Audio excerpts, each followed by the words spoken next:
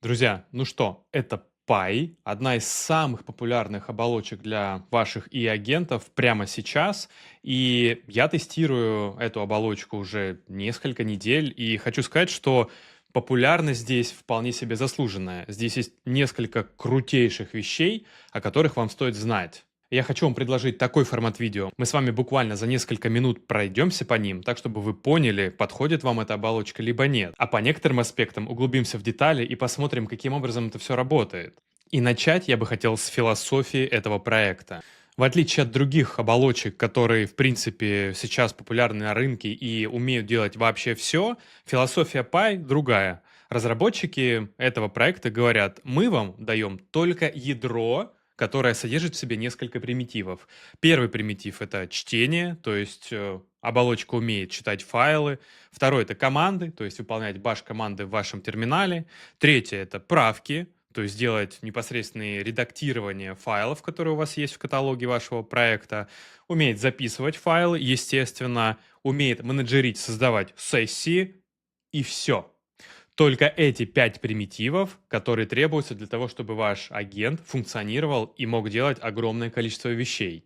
Это позволяет Pi оболочке оставаться крайне маленькой, крайне предсказуемой, не расширяться, когда это вам не нужно, но при этом оставляет возможность делать огромные улучшения и расширения только в том случае, если вам это нужно. То есть мы с вами с удивлением увидим, что в Pi нету встроенной поддержки MCP-серверов, нету субагентов, даже нету мода планирования, который так популярен в других оболочках, ну и других вещей, к которым мы так привыкли за последнее время. Давайте быстренько с вами поставим себе Pi и посмотрим, о чем же мы здесь говорим. Нам с вами понадобится перейти на их веб-сайт pi.dev и увидеть, что здесь есть простые команды для установки этой оболочки, в зависимости от того, какая у вас операционная система и каким методом установки вы хотите пользоваться. Мы берем этот способ и открываем терминал. Друзья, только у меня для вас 3 базовых условия, прежде чем мы продолжим. Подписывайтесь на канал прямо сейчас, оставляйте лайк этому видео и оставляйте осмысленные комментарии, вступайте в диалог с другими участниками и комментаторами под этим видео.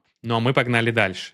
Вот мой терминал открыт, готов к работе. Я вставляю команду, так как у меня Mac, я выбираю эту команду, вы выбираете ту, которая подходит конкретно вам. Мы с вами нажимаем Enter, и происходит довольно красивая анимация, которая рассказывает нам, что сейчас будет происходить. Так как у меня уже установлен Pi, он говорит, ты что, хочешь его переустановить? И рассказывает, что сейчас будет выполнена конкретная команда npm install, который как раз установит нам Pi на наш компьютер. Я переустанавливать не буду, ну, вы нажмете Y, и у вас установится Pi на ваш компьютер. После этого нам с вами останется только ввести команду Pi в нашем терминале, нажать Enter и увидеть, что у нас запустился с вами наш Pi-агент. У Pi есть несколько способов подключить нейронки к нему. Первый способ — это через наши подписки, сабскрипшены. Можно использовать клодовские, можно использовать ChatGPT, можно использовать GitHub Copilot. Следующий способ, естественно, мы можем подключаться через API-ключи провайдеров. Также мы можем с вами использовать наши локальные модели. Мы можем без проблем подключиться к Alamy, к LM Studio и любым другим совместимым OpenAI провайдерам. Непосредственно внутри Pi, чтобы присоединить сюда нашу модель, нам нужно будет ввести слэш-команду login. Мы нажимаем эту команду, и перед нами встает выбор, мы хотим использовать наш subscription или наш API-ключ. Я использую subscription, и я сюда подключаю свой subscription от чата GPT. Соответственно, здесь мы увидим, что наша подписка сконфигурирована, и Pi может ее использовать. Если у вас API-ключ, то, соответственно, вы выбираете второй пункт и подключаете свой API-ключ к Pi. После этого мы можем использовать слэш-команду model для того, чтобы посмотреть, какие нам модели сейчас доступны, переключаться между ними и выбрать ту модель, которая будет сейчас работать с нашей оболочкой. Pi невероятно хорош в своих сочетаниях горячих клавиш. Здесь есть несколько классных нюансов, о которых я хочу с вами поговорить. Здесь есть Ctrl-L для быстрого выбора модели. Ctrl-P позволяет вам делать цикл или переключать модели, не заходя в слэш-меню Models. Alt-Enter позволяет вам сделать уточняющий follow-up на ваш вопрос. Shift-Tab позволяет вам переключаться между модами размышлений. Escape прерывает ваш текущий диалог с Py, Ctrl-G открывает внешний редактор для того, чтобы вы могли там писать промпты и прокидывать их прямо в контекст. Сейчас мы посмотрим, как это работает. Ну и еще масса команд, о которых мы можем с вами посмотреть в документации. Если мы с вами вернемся в Py, попробуем нажать Shift-Tab, мы увидим, как мы с вами меняем уровень размышлений с низкого на средний, на высокий, на экстра высокий. Таким образом, применяем его к нашей модели. Если я нажимаю Ctrl-L, я сразу перехожу на окно выбора моделей. Если я нажимаю Ctrl-P, то я начинаю переключать доступные модели по циклу, по кругу, и таким образом быстро могу между ними навигироваться. А вот если я нажму Ctrl-G, то Py у меня откроет мой редактор для того, чтобы я мог там ввести какой-то промпт. Например, если у меня довольно большой промпт, и мне нужно с ним поработать до того, как он окажется непосредственно в моем терминале. Здесь я пишу большой промпт для Py. Я сохраняю этот файл, закрываю его и вижу, как сейчас, в этот момент, у меня весь текст, который я написал в своем редакторе, прокидывается в мой терминал. Это очень удобно, как я сказал, для больших промптов. У Py есть 4 режима работы. Один из них, тот, который мы непосредственно видим в терминале, называется интерактивный режим работы. То есть мы общаемся с нашей оболочкой непосредственно в терминале. Помимо этого есть 3 неинтерактивных режима работы с Py. Мы можем, не открывая интерактивный режим, слать запросы в Py и дожидаться ответа прямо в нашем терминале. Более того, мы можем просить его возвращать нам ответы в JSON, стримить их обратно. Есть RPC режим и есть SDK, то есть возможности встраивать Py в наши собственные приложения для того, чтобы они внутри вызывали Py и получали результаты его работы. Про эти режимы я бы порекомендовал почитать в документации. Здесь расписано, каким образом они работают, каким образом их можно использовать для своих проектов.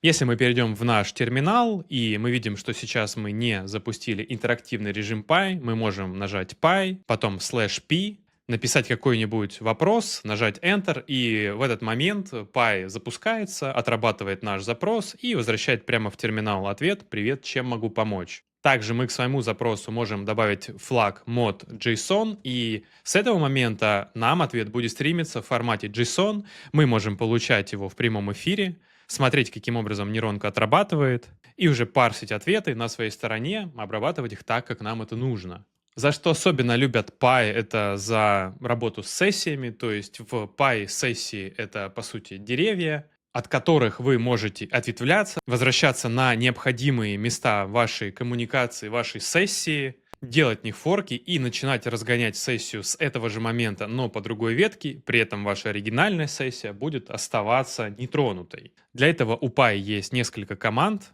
Мы с вами сейчас вернемся в наш терминал и нажмем команду py-c.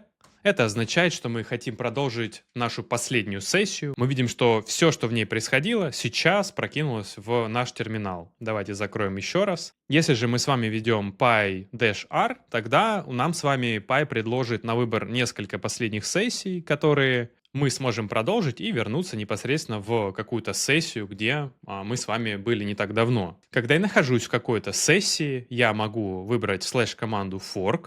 После этого Py мне предложит конкретные сообщения, на которые я хочу вернуться для того, чтобы создать новую ветку сессии и продолжить коммуникацию, как будто бы всей последующей не было. Соответственно, я могу вернуться, допустим, на 4-е сообщение. Мы видим, что конкретно это сообщение прокидывается в мое поле ввода, и я могу его поредактировать и таким образом начать новую ветку сессии с момента, который я сам выбрал.